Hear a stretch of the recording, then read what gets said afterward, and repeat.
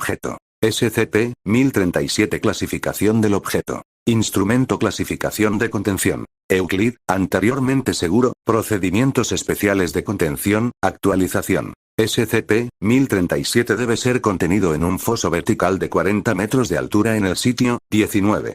SCP-1037 debe descansar en el centro de 2 escotillas unidas a las paredes de este foso. El material afectado por el SCP-1037 es opaco. Esto se ha aprovechado haciendo las trampillas de plexiglas transparente.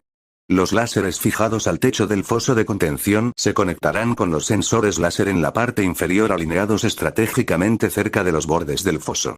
Si al menos 2 sensores láser no pueden hacer contacto con sus respectivos láseres, es decir, las trampillas se han convertido en material afectado por SCP-1037 en un alto porcentaje, las escotillas se abrirán, permitiendo que SCP-1037 caiga sobre el conjunto de escotillas que hay debajo de las mismas. Las escotillas afectadas se transportarán entonces mediante un sistema automatizado al incinerador in situ. El foso de contención tiene un juego de escotillas por cada 0,5 metros. En promedio, SCP-1037 activa una escotilla cada 8 años.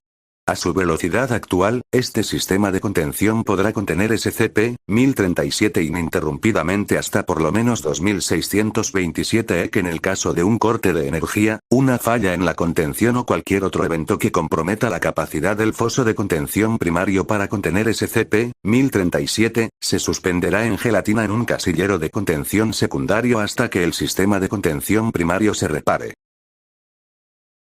Descripción. SCP-1037 es un perno de acero de grados A en O7, del tipo utilizado en muchos edificios con una estructura de acero o de hormigón. Está hecho de una aleación de acero de resistencia media, compuesta por 97,5% de hierro, 1,2% de tungsteno y 1,3% de sustancia desconocida. SCP-1037 vibra a nivel nanoscópico, en un complejo, pero estructurado conjunto de frecuencias que van desde 8500 Hz hasta 900 Hz. Estas vibraciones son capaces de cristalizar el material circundante en una versión visualmente idéntica del material de SCP-1037. Además, el material afectado por SCP-1037, denominado SCP-1037-1, vibra de forma idéntica a SCP-1037, lo que conduce a una propagación exponencial del efecto de SCP-1037, siempre y cuando SCP-1037 permanezca en contacto con él. Dados los mgramos de material, la cantidad de material, R, en cualquier momento dado, T, en días después del comienzo del contacto sostenido con SCP-1037 viene dada por R igual F, T, igual M, E833, 2, T, 450, 0,7 gramos.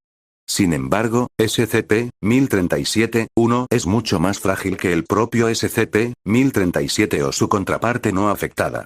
Con el tiempo suficiente, las estructuras hechas con SCP-1037 se derrumbarán debido a la falta de integridad estructural. Se supone que, con el tiempo suficiente, SCP-1037 sería capaz de convertir la Tierra en su totalidad a SCP-1037-1. Esto representaría un escenario de clase N0K material contagioso, y, a juzgar por la ecuación exponencial anterior, ocurriría si SCP-1037 estuviera en contacto con el suelo durante aproximadamente 8 años. Descubrimiento. SCP-1037 fue descubierto en la finca del Dr. Cladeus, un historiador que estudiaba algunos artefactos en Europa del Este y el norte de África.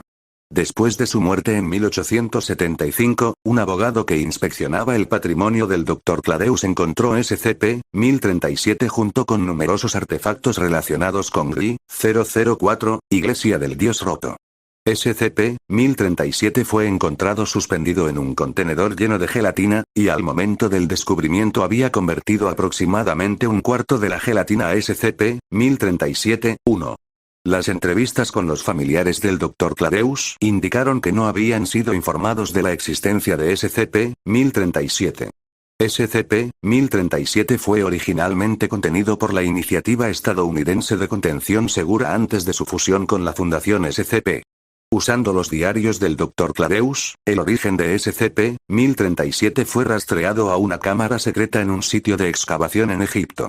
La Fundación descubrió varias réplicas no anómalas de SCP-1037, algunas de ellas pegadas al extremo de palos largos, junto con múltiples arcos diseñados para disparar flechas.